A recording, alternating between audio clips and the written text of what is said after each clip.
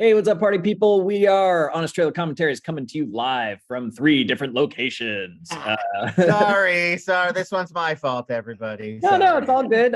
Taco's got like a tummy ache or something. No, Taco has allergies, and every once in a while I gotta go take him in, and he's got to get a shot so that he's comfortable. But until then, he's just gonna be like licking and biting at one of his paws and legs, and I don't like to leave him alone when he does that because he can do some damage to his little skin. Well, prayers up for Taco. We are going to be talking today about a different type of animal. And by that, I mean locusts, because we're talking about Jurassic World Dominion, the film that we just did the Honest trailer for. So check that out. And do check out the Honest theme song we made for the Jurassic franchise. It turns out I think we were a little too clever by half with that one, because the point of that theme song is to make something modern and terrible out of something that was good. So we took John Williams' theme and auto-tuned the shit out of it and added like mumble rap and stuff. Sure. In a sort of meta commentary on what Jurassic World has done to Jurassic Park. Turns out people just think it's a shitty song, but that's on purpose. And that's no, we meant it. That's the joke, you guys. We're just joking. We're not owned. I'm not owned. It was a corn cob. Yeah. Regardless, right here on this video, we will be talking about Jurassic World Dominion. No colon, just Jurassic World Dominion. Not even a pause for colon. At this point, who cares? But boy, did it make me want to empty my colon into my popcorn, because this was a bad movie. It's a bad movie, but please do not defecate in your popcorn, folks. That's still not. No shitting in the popcorn bucket. That's still not acceptable. So let's talk about the film, and then we're going to do comments and questions. Keep those coming in the chat, and watch some deleted scenes if we have any, and tease you with next week's Honest trailer. So what did you guys think about Jurassic World Dominion? Did you like it? You know what I like? Dinosaurs. Okay. You know what's not really in this movie? Dinosaurs. No. Not a whole lot of dinosaurs. I don't like bugs. There's way too much locusts and little English clone girls, and way too many different like A, B, C, D, E, F, G plots that could all have been streamlined. But I will say that scene when they're at the bazaar where it suddenly turns into like Star Wars, that was cool. Right. That was kind of fun.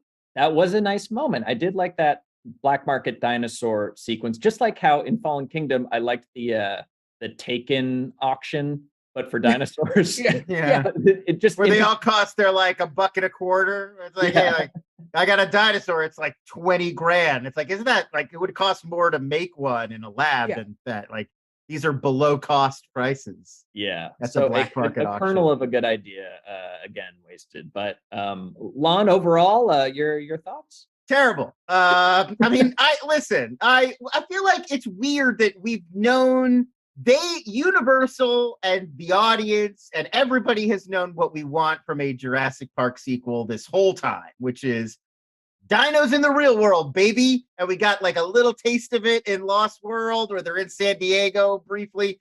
And then we got a little taste of it again at the end of Fallen Kingdom. They're always teasing us with it. Like, those 3 dinosaurs are going to get out. The Barbasol can leak genetic material everywhere. Dinos are going to get out in the world. And then it never happens. And then finally, this movie is like, it's happening. The movie opens, and now this, our nation's most trusted news source, apparently. Now this is like, there's dinosaurs everywhere. The whole world is just full of dinosaurs. And you're like, all right, here we go. And then does not deliver on that promise at all. We get a scene where there's like, can't finish work at the job site today because there's a brontosaurus there. And then we get a ludicrous scene of Chris Pratt lassoing a dinosaur. And then that's really it. There's no more like, what if dinosaurs were in the real world until we get to the Maltese black market sequence. Jurassic Park. Right. Or the bazaar. And it's just like, what a supreme waste to build up a whole trilogy to get there. And then even we get there and we just end up back at like another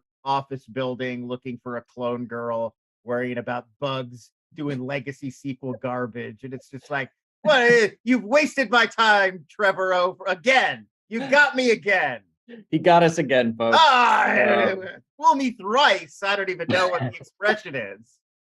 He did fool. The reason he fooled me again was because I liked that short that he released, the Battle at Black Rock, I think it was called, which was like is that the like with the just dinosaurs? Yeah, it's a family on a camping trip, and there's dinosaurs that interrupt it, and it's like great, love that, love that. There's like a focused thing of people in danger in a realistic scenario with dinosaurs, but good Lord.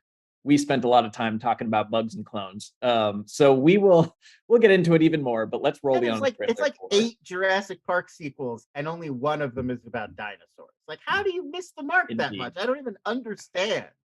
Let's dig into it more while we watch the trailer.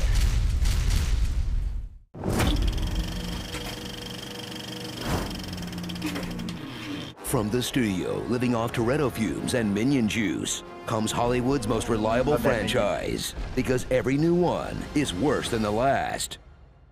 Jurassic World Dominion. How do these all make $1 billion? Dinosaurs have spread throughout the entire world, off camera, in between sequels. By the way, I think I've said this before. There is such a wide open lane for some other dinosaur franchise or some other franchise to incorporate dinosaurs. Where's the Pepsi? Where's the RC Cola? Where's the I can't think of other brands, but Mr. Pibb. Yeah. Turok Dinosaur Hunter. Where's the Turok right there. movie? Right there. What are you doing? I love those Dinosaurs Attack playing cards. Those were cool. Yeah. Dinotopia is a cool kids book series. But it's also like make up, like there's a million premises that would be like, a dinosaur. Like that's the franchise, T-Rex, Ron. You folks. cracked it. It's called a dinosaur. Yeah. I mean, Marvel could steal it with the Savage Land. Like they legit probably could just do it and then steal dinosaurs. Yeah, this movie definitely has a feeling of like some point, like you don't have to work this hard. Like dinosaurs, people just like dinosaurs. They just show up and then it's a movie. I mean, last I checked, this is America. And for all of our failings, there are at least like so many choices when you go to get like cereal. That the fact that there's only one dinosaur movie is disgusting. It's a real failure. I agree. Of the new capitalist system. So give us more dinosaur movies. Econ 101. This one is allowed to be so bad because there's no competition. That's exactly. What this marketplace It's it's like when they did like that the new NBA in the 70s, and then all of a sudden it was like, oh well, you know, we can add some of these rules, or like the XFL where it's like, I guess we'll start incorporating some of this. Oh yeah, where's the XFL, the hard R-rated dinosaur? I want extreme dinosaurs. I want wrestling commentary. I want ring girls. And Trump are on the phone talking about this right now. They're working out the details. I only say this because clearly, and I include myself in it, people will watch anything with a dinosaur in it because these movies all cross $1 billion. All of the new ones, all of them. So we'll see anything. If it's we're not discriminating when it comes to this genre at all. All right, keep going. Dinosaurs are in our world. Because Colin Trevorrow knows what you really want for the epic conclusion of his Dino trilogy. Locusts. Locusts, altered with Cretaceous-era DNA. These locusts in Nebraska are about to wrap it up. And while the same old dinos do the same old things, the big new addition to the franchise is bug stuff. The locust's prehistoric DNA has made them stronger than they should be. Nobody said there'd be bugs. They did not. Yet, here we are. Oh, it's a locust. Mandibles, wings, thorax. This part's of the bug. They know that bugs aren't dinosaurs, right? Look So out, pause. because everything... I got a lot to say about this. I guess, just pulling back for a moment, like, if I were to make a Jurassic Park film or to pitch a Jurassic Park film, you would want to like center it around some kind of dinosaur sequence that we haven't seen before. Like, I have an idea for what we could do with a T-Rex or a raptor or a new type of dinosaur. And here's how we're going to build a scene with tension. We're going to set up this dinosaur. It's going to trap these people in some fun way, and they're going to get out of it, and that's what's going to be cool. And it's worth noting, you're not pulling this out of left field. That's how all the other sequels work. It's always built around what are these 1 or 2 big dino sequels. Yeah. The only new innovation, the only new thing in this film is a big cloud of locusts. That is the only thing we haven't seen before. That they do catch on fire at one point. Yeah. This is the Jurassic World sequel that's about food insecurity, which I think we were all asking for. Right, the Monsanto documentary that Jurassic World never was. Here's the thing. It's not even like they replaced dinosaurs in the dinosaur franchise with something else that seemed like, well, maybe it'll be really cool and people will like it. Like, what if woolly mammoths suddenly were the thing? Cool. Yeah. Or saber-toothed tiger. Like, it wasn't like they came up with another ancient animal that would be fun. These locusts, they're just big bugs. They don't look like anything. They don't do anything cool. There's nothing interesting about them. Visually, it's just like a big cloud of blur. It's nothing. Like, there's one scene, we showed a little clip of it where they're attacking Grant and Sattler in this lab, in their lab coats. And afterwards, their lab coats are a little cut up, but it's like nothing even happened to them. Like, it's not even that kind of a threat. They're like an existential threat to the food chain, but they're not an immediate threat in an action thriller kind of way. And it's like, but the movie's an action thriller, you guys. Like, how did you not put this together? How do the locusts not kill anyone? They don't show them killing anybody. No, they can't. They just look like the bats in Batman. Like, that's what they look like in every single grasshoppers. Like, it would be embarrassing if a legacy character died by a big grasshopper. Like, you survive 6 films and then get taken out by Jiminy Cricket. That would be fun. Like, oh, Jeff Goldblum's not going out like that, folks. Oh, well, we'll get to that. I thought, we got time. Yeah. Out because everything you hate is back, like Chris Pratt, who's appearing in 6 major releases over just 12 months. Go away, Claire, the ass-kicking, roof-jumping. Sorry, fucking woke mafia here. Yeah, we're getting a lot of like, oh, woke mafia, oh, woke it because he did, because he's not, because he's Christian. Like, all right. First of all, don't really care. The fact that he's in 12 things in the next 6 months of my life. I never should have to look at anybody that much in a big screen, in film or television. And I will also say he's not very good at acting. See, right. I feel like every time I'm like, Chris Pratt again, people are like, oh, you don't like he posted that thing on Instagram. But I don't follow it. Like, I have it's like I didn't even know that happened. I do not know what he's posting. Like, I'm not keeping up. I literally am just bored with him in some of these movies. Right. I swear, it's nothing. I like Parks and Rec. It's nothing personal. I don't know the man. I just am not crazy about him in all these movies. I swear that's it. I feel like there's been so many actors who have had moments like this where they just are everywhere and they're unavoidable and it's annoying. Like, you get burnt out. You get burnt out on seeing people, and maybe it's just because we sort of have to watch everything.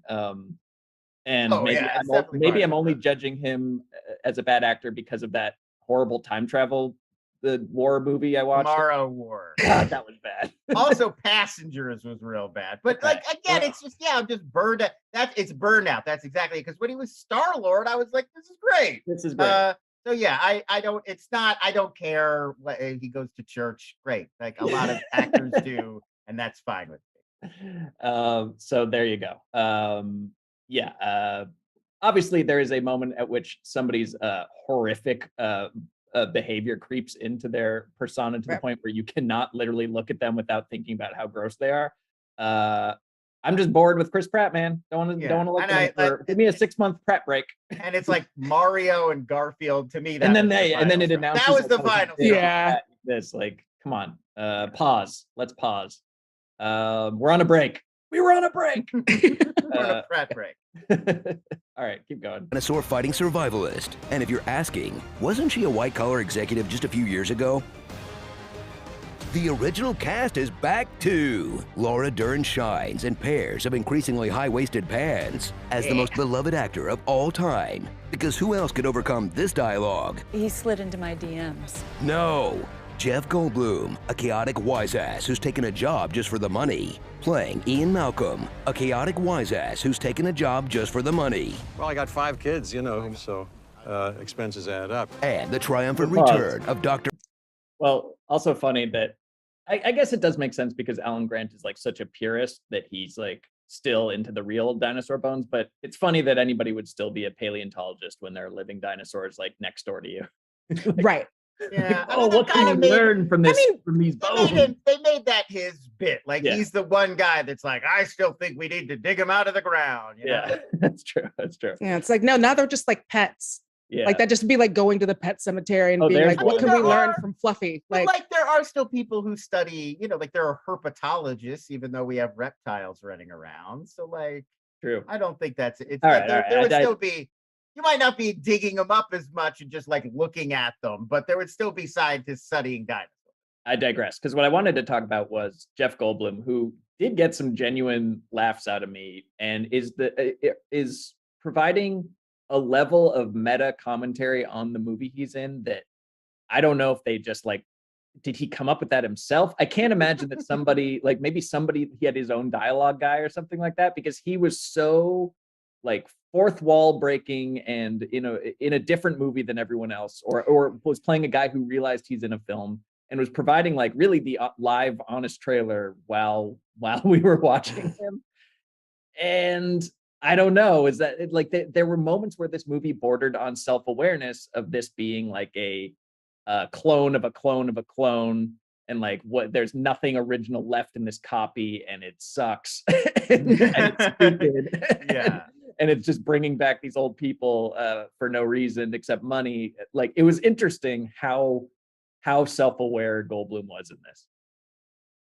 Yeah, his Jeff Goldblum isms were off the chart in this one. He was like extra. He was like, yeah, you know, I'm gonna take that Goldblum we like, I'm gonna put some extra stank on it. Yeah, like it did feel like watching him do jazz, like watching him. Right. Like there was 80s Jeff Goldblum where he used to like act, and then I feel like Jurassic Park was the point where it started to become like, I'm just gonna play this Jeff Goldblum persona and everything. And now it's almost like, and now he's gone totally into that like Al Pacino, Dunkachino space, where it's just like endless shading of this weird Jeff Goldblum. Because like, his performance here is no different than like that National Geographic Disney Plus show where he just goes to check out motorcycles and fireworks. Like he's just playing himself, but in this, like hyper real over the top way where everything is like a but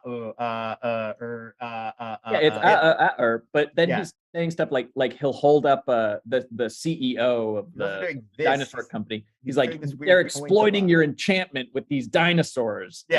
Like he's talking about the movie he's in. I'm convinced he knows. All the Trevor, like obviously that's a Colin Trevorrow thing, because they've all like Jurassic World 2 had that, like where there was that shot in the foreground of all the dinosaur merch, but like dinosaurs are eating it and picking it apart. You know, it's always had that layer of it's an IP and it's consumerist culture, but it's also commenting on being IP and consumerist culture. This one, I agree, ratchets it up to an almost uncomfortable degree where you're just like, do you want me to stop watching? Like, should I leave? Like, what? Like, I mean, why are you mad at me for watching your movie? Yeah, I guess it's extra just infuriating because it's a movie or cast or whatever is the questions, but not smart enough or they don't care enough to like follow through on the questions that they raise. They're like, can a copy of a copy like what magic do you retain from the original? Seems to be like a theme they want to grapple with, but they're just like, no, it doesn't matter. I don't know. Everything Jurassic in this Park. movie is like, everything in this movie gets like a scene and a half, and then it's like off to the next. Like nothing really links up to anything else. It feels like everything is like a half thought out thing, which is so weird because it's the culmination of this trilogy that like a few people made. You know, like it wasn't like a Friday the 13th thing where every time a new creative team comes in and retcons the whole thing. Like Colin Trevorrow made a trilogy, and it's like so haphazard. Every scene feels like, all right, forget that. What if it was a black market thing? I don't know. Bugs. Now it's bugs. I don't. We'll bring the old people back. What do you guys want? Now we're gonna watch a young girl watch her mom talk to her. In a Are you into BD Wong, Dodgson? I have no idea what the appeal of this movie is. I'm just guessing at this point. Keep going. Alan Grant, who triumphantly returns after he triumphantly returned for Jurassic Park 3. Alan. Welcome back, old friend. Alan. Welcome back. Alan. No one was stupid enough to build another dinosaur theme park, but one corporation was so dumb, they built their Apple store in Dinosaur Canyon. Are there, dinosaurs in the mines? There are dinosaurs everywhere. There plots the evil CEO Dodgson. Remember? Dodgson? Dodgson! We've got Dodgson here! Who, along with the scheming Dr. Wu, of course. Not him. It's always him. Has a plan to capture Maisie the clone, a girl suffering from "You're not even my real mom." You can't keep me here, you're not my mother. And "I'm not even real, mom." Besides, I'm not even a real person anyway. To take a tissue sample from her body that could cure all human disease. I'm sorry, but that sounds extremely worth it. No wonder they kept distracting you with locusts. That's bananas. So instead of staring... That's what this movie mainly was about. Maisie. Maisie's journey, Maisie's identity, Maisie's... Maisie Lockwood. Maisie Lockwood of the Lockwood family. of the Boston Lockwoods? The Boston Lockwoods. Yeah, no, I when I want to go see a Jurassic Park movie, I'm like, you know what I really want to go see is like the story of a little girl trying to going through an existential crisis because she has found out she's a clone. Because she's a clone of the daughter of John Hammond's silent partner who died in the second one, I think. I don't know. Wait, yes. Was that James Cromwell place? Yeah, and like his assistant killed him and held a dinosaur party in the basement. We never knew until the fifth movie that John Hammond even had a partner. Turns out, what do you know? Yes, he did, and now he's dead. And this is his cloned granddaughter that we're now worried about. Right. I don't care. I'm sorry. She was the lovely actress, but I don't care. And why would I? Why should I? I mean, she's a human MacGuffin. She's like, she has no identity. All she is like, I don't know who I am or what I am. I'm a clone. And the only point of moving her from place to place is to extract the science from her body. Like she could be replaced by a vial of goo. And they could be like, we got to get the Maisie device. And what this all centers around. The vial of goo wouldn't have finally at the end of it had her big revelation that she's a person because I had a mother. I did have a mother. Was also me. She's a clone mom. She's a clone of her mom. The whole movie, imagine if Campbell Scott had sent BD Wong, put him on a plane, they found where Maisie is. He shows up at the cabin. He's like, hey, remember me? Look, I hate to bother you. We're not gonna bother you anymore. It's just me. Nobody else is here. Can I just take a tissue? Like, real quick, can I just get a little bit of your blood? We have this locust thing. Long story. You don't need to worry about it. It's not really that interesting. But if I could just get a little bit of your blood, we could take care of the like that. There's no need for this whole movie. The whole kidnapping is not really necessary because they don't want to do anything evil to her. Like, they don't want to murder her and like use her bones to bake their bread. Like they need like a little bit of, it's such a weird way around that you don't need, like the whole movie is just, let's get all these people to Dino Sanctuary and then dinos are there. And like, that's so easy. You don't need to do all so this. Easy. Just make it like one of those billionaires who has like a drug lord who has a bunch of dinosaurs in his backyard. And like I don't know, you do the unbearable weight, like the Nick Cage thing where he's a big fan of the original cast. So he kidnaps them. Done. There's your movie. Limitless. And you don't even need to do a sanctuary this time because dinosaurs are in the world. It could literally be like, oh no, I'm stuck here. And there's dinosaurs because they're everywhere. Literally come up with a scenario and there's now dinosaurs. Abbott Elementary with dinosaurs. Yeah. I would love to see like do Die Hard. Do a version of Die Hard, but it's dinosaurs. And that's who we're like hiding from. Do Predator, and a predator comes to Earth looking to hunt a human, and they're just like, "What the hell? Like, what? Dinosaurs? This is messed up." I have not tactically prepared for this. But I think we'll have a chance. So yeah, let's keep going. Is there something I think that'll come up later. In awe, while your jaw drops in wonder, stare grimly at the empty, burned field the franchise has become as they scrape the scrapings off the bottom of the waste barrel at the Barrel Bottom Recycling Factory with the obligatory bigger T-Rex. Giganotosaurus. Biggest carnivore the world has ever seen. Obligatory Evil Science Company. I might have made it seem as if biosin wasn't rotten to the core. And obligatory divorce stuff. It's over. Oh, I'm sorry to hear that. On top of newer tropes, like the obligatory lack of chemistry between the leads. Obligatory girl with one line about being gay that's easy to cut out for the China release. And obligatory moment where you can stop any dinosaur from attacking by making a stop sign with your hand. Staying out of trouble?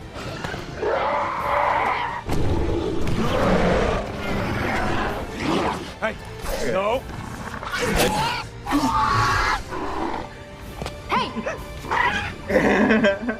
I told me. Come on, Colin. You know that only works on Blue because Owen trained her from birth to follow hand signals. You should know better. You wrote all of these.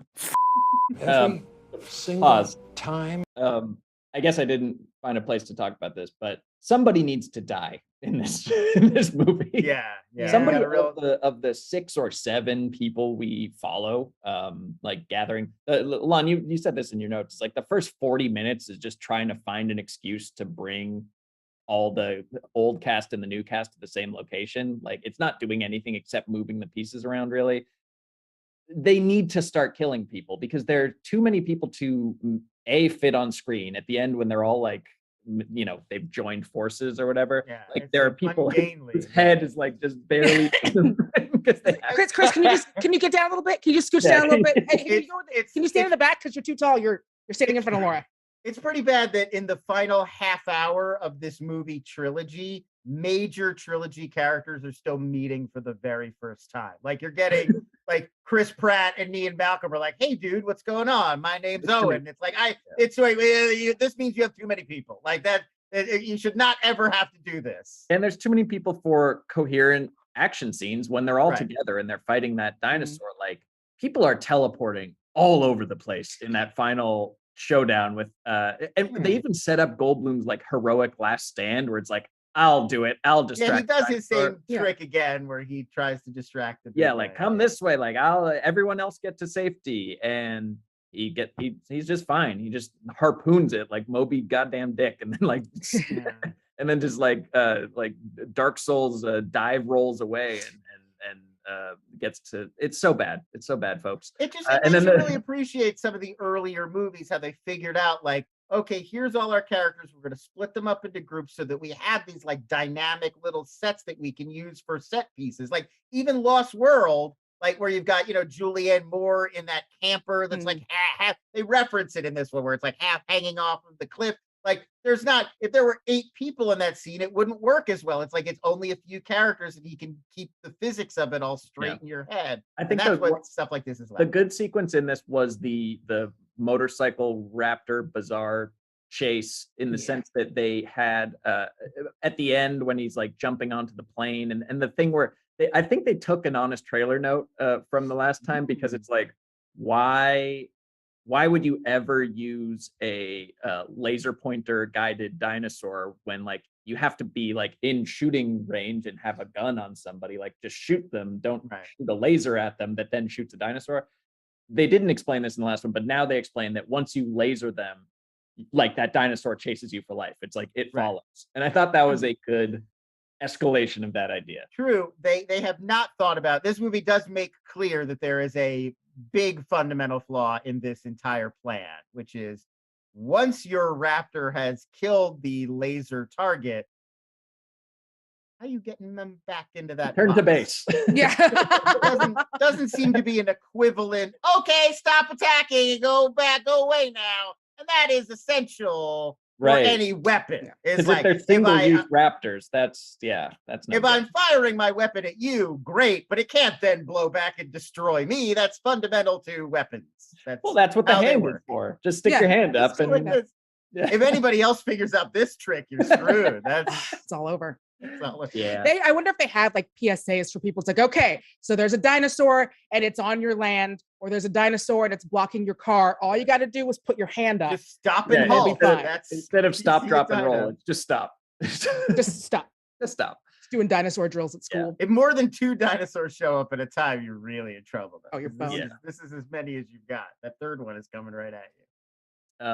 Well, there you go. But I only say that I only call that out because it wasn't to me as egregious as the other big ones, which was the big one, the big showdown at the end, and that seemed like such a superfluous, obligatory dino versus dino fight at the very end. I wasn't sure why that was in there. Well, and it wasn't even like you need this.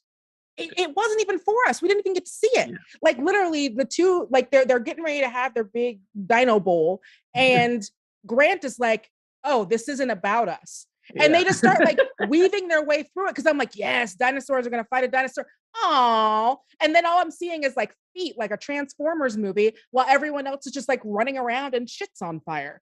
Yeah. Yeah. It's all of the Jurassic worlds kind of end with this. They always build up to these big like kaiju fight, dinosaur on dinosaur face-offs. It's always kind of like, they haven't done the work of making the dinosaurs feel like even Blue, who they've really worked overtime to make me invest in as a character. I'm still with Goldblum. Like they don't feel like characters to me. That's fine. I don't think they have to be, but I don't care about come from behind. The T-Rex is alive and gonna win the big show. Like it does. Like the Gigantosaurus. Like again, when there's Giganotosaurus. Whatever. When there's a new dinosaur, they usually like it's throughout the film picking people off and getting more threatening and whatever. This one, they just talked about how big it was, and then it's just murdered at the end. They do like the same line twice, which is really cheesy, where they're like, it's the largest terrestrial predator in world history. It's like, we get it. You use Wikipedia. Shut up. All right. Let's finish this up. Right. We all act surprised. Starring Owen, great E for effort. Bryce Dallas, how have they not asked me to take over these yet? Homeschooled kids are weird. Thank you for your fan service. Steve Knob. Woo is for the children. Han Yolo. Lupin the Turd. Do the dinos have large talons? Somebody's talent.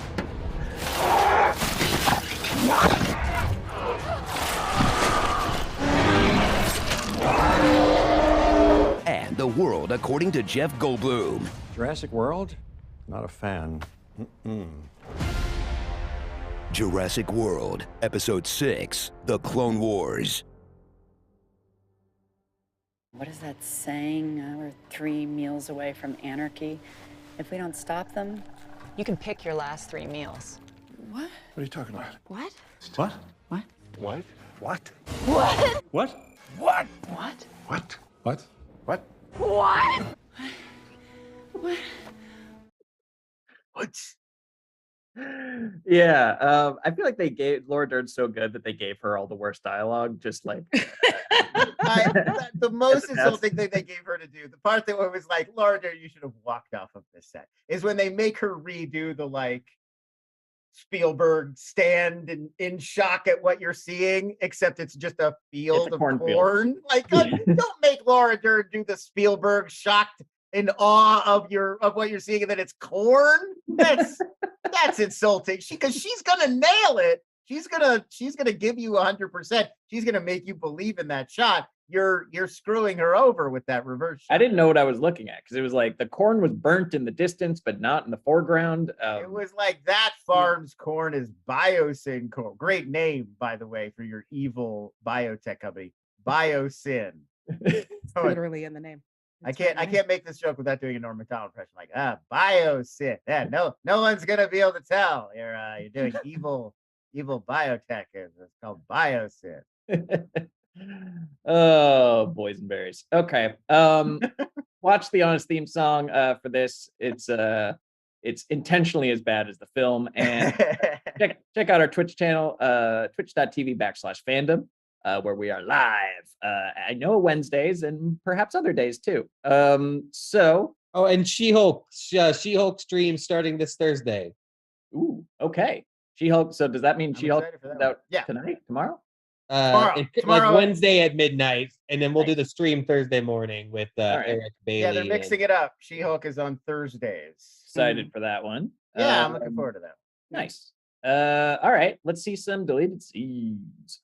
Starring Is this your Mario? Uncanny Valley Girl, Tim Schnook, Hot Ones.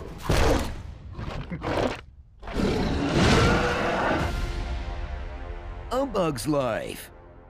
Jurassic World. No. Jurassic World. Oops, just locusts. Took Fish and Wildlife 3 years to catch the T-Rex. That sounds like a fun sequel idea. Have you seen any of that? No. That's such a better sequel. Just that. Oh my God, yeah. A team for Fish and Wildlife. They're in the wilderness. There's dinosaurs everywhere. They're tracking and have to catch the T-Rex and bring him in alive. Bring her in alive. Oh, so good. There's your movie. That's it. Done. Stop digging. So this dovetails into some good questions. Evan J. Pretzer asks, if you could have done this trilogy better, how would you have structured it? He also says, if you had to make the next movie Joker 2 levels of crazy, what are you doing? Oh boy. I don't know about that one. But let's make it easier than the whole trilogy, because frankly, I don't think this needed 3 movies or really any sequels beyond the first one. What would you have done with Dominion, with this last one, given where Fallen Kingdom ends with a giant Mosasaurus swimming with like surfers and like, it's like, all right, credits roll. Okay, dinosaurs are in the world. And we open on Jurassic World 3. I mean, I feel like the natural endpoint is the dinosaurs are going to gain dominion over our world, which means humans are going to have to start figuring out like walling ourselves in to keep the dinos out. So you almost like Mad Maxize the franchise a little bit, and now it's about the human survivors creating like a bubble, like a community, like a Walking Dead. Like, how do we patrol this community and make sure we're all safe in here and the dinos stay out there? Then, of course, the climactic part of the movie is things go wrong and dinos get it. I think you got to go with like the Planet of the Apes reboots, where it's like they somehow trigger some kind of ecological collapse. Like they bring back some kind of virus or have some effect on the environment that's unintended, and it spills on, and like, yeah, we are effed and there's dinosaurs everywhere. And the first third of the movie is our society collapsing because dinosaurs are in it. Like I want to see pterodactyls like picking people off out of like the crowd of a baseball team. We've been promised this for 5 movies now. You got to give us at least an act of a movie that's this. And then sure, if you want to keep Biosyn, or why introduce a new one? Like there's some abandoned InGen facility that they have to make their way to. We also have Maserati. We never did anything with that. You could still pick up that was the company from Jurassic World that relaunched. They have to go and find something there that was abandoned. You still get those going through the jungle dinosaur fights or whatever. Or you do make the small scale of the team trying to capture the T-Rex that's rampaging through the woods. That's great. I mean, I think if you did this one right, you wouldn't have to keep going, but you would have a little like, okay, well now this could lead into a new franchise of like post-apocalyptic, the world after the collapse of civilization brought on by dinosaurs. And now you've got kind of a new franchise, but still get to put Steven Spielberg's name on it. And I feel like they're really shooting themselves in the foot by just trying to like repeat themselves, but in this, like they should have been like, no, Colin, Locust is a bad idea. Like come back with, give us 3 more ideas by 5 p.m. Like where was that leadership? Reading ahead, Benjamin Abramowitz, I didn't know this. Why didn't you include a joke about how Trevorrow compared the Gigantosaurus to the Joker? Anyone aware of this? Oh, right. Yes, he did. He did. In what way? Bad. Oh. Well, bad guy. Just that. While you're looking that up, I will say, if I was going to Jokerify this, I think what you do is the people are out trying to hunt and kill all of the dinosaurs. And then now, in order to save Blue, you got to dress Blue up like E.T. and send Blue to a high school where Blue has to learn how to blend in with all the other children. Ooh, I love and now it's just an Amblin comedy. This is like a Hulu animated, like give Justin Roiland this series, and it's like Blue has to blend into like an American high school. I would watch that. I would watch that. That's way better. Honestly, I feel like I get what Trevorrow walked into Amblin with. pre-Jurassic World. It was like there's two conflicting groups. There's one group wants to like redo Jurassic Park but make it work better this time, and then one group wants to like militarize dinosaurs and turn them into like a new kind of weapon and a new kind of business and like a $20 billion a year industry. And like it's gonna be the trilogy is these two groups fighting for supremacy. And like I just don't think military dinosaurs is a very good concept, and I don't think it ever was cool on screen. And like I feel like it kind of was like the wrong branch right away. Okay, but what if you did like the Penguin and Batman Returns and strapped weapons on them? Right. Just like put little rockets on them, little helmets. And then like a little lady in a radio booth, like 1 minute until dino launch. Yeah, that does seem that was on like another sub basement of Biosyn. They were doing that. Well, that's the one thread that runs through all three, because that was like D'Onofrio in Jurassic World. He wanted to like train them to kill, and then you've got the like terrorist market for them in Fallen Kingdom, and it's like it keeps coming up. It's obviously a thing they wanted to do. But it never really pays off in any real way, and it's not. It doesn't seem reasonable. Like, I mean, we have like there's bears and lions in the world right now, but we don't use them in the army because like they're dangerous. We're cowards. We got guns, and give that bear a gun. Draft the bears. Yeah, it's hard to make that work for you in combat. You know? Yeah. Like. Just a good point brought up by Bruins fan 1144. Dr. Henry Wu's still going to jail for past movie crimes, right? Or is this going by Fast and Furious forgiveness rules? Yeah, he did a lot of bad stuff. But, he's family now. Family. Yeah, now. I think he's got Deckard Shaw. I think he's got Deckard Shaw status. And we'll close with this. Matan Polanski asks, after Jurassic and Independence Day in the 90s were rebooted in the 2010s, what early 2000s film series that was everywhere would you pitch for a crappy comeback in the 20s? So an early 2000s film franchise that we could reboot. Oh gosh, so many. Night at the Museum, National National Treasure would be. They are rebooting. Is it? No. Yeah, that's getting a Disney Plus show. Yeah. Yeah. Sweet. I saw Justin Barth is coming back. It's like, good for you, buddy. It never got to be a franchise. I think that's a shame. And I'm going to say now is the time to franchise this bad boy out. Reign of Fire. You guys remember Reign of Fire? Yes. Yeah. Christian Bale and Matthew McConaughey. Yeah. That's a post-apocalyptic dystopian, but it's because dragons came back and destroyed the world. As they do. Beautiful. Dude, give me a trilogy of those. That's beautiful. I like that. Yeah. I think that it's only a matter of time, just on the power of just meme culture, I guess, is that Shrek will come back. They're going to do a bad Shrek in the 20s. I mean, I guess like Puss in Boots has a new one, and that's theoretically, but like, it seems crazy that we don't have more like Shrek stuff in the works, considering how popular. Yeah, and I feel like everything else in the early 2000s, like that was the birth of a lot of like superhero franchises and a lot of stuff that they've already been rebooted. The timeline has shortened between attempts to reboot. So things that came out in the early 2000s are already in the process of coming back. Or like just never left. Like the X-Men franchise started then, Spider-Man franchise started then, but like, well, those are still hugely popular. Like they won't go away and come back. Harry Potter's still around, Fast and Furious, Lord of the Rings. Yeah, like we don't let our franchises die anymore, so we can't bring them back anymore. Yeah. So that's it for us. Let's us go away so you can miss us. Much like Chris Pratt, we'll give you time to reload, to recharge, to welcome us back into your home again, and welcome us back in the studio again, because Taco's going to be 100% stronger than ever. He'll be fine. Next week, though, what to say about next week? I was going to say this. The title "A Bug's Life" would also work. There you go. That's that's a clue. Much to my chagrin. Yeah, everybody's going to want to get dressed in their Sunday best, in their formal wear, to watch next week's Honest Trailer. And we'll be back for commentaries at the same time, same place. Thanks for watching. Bye-bye.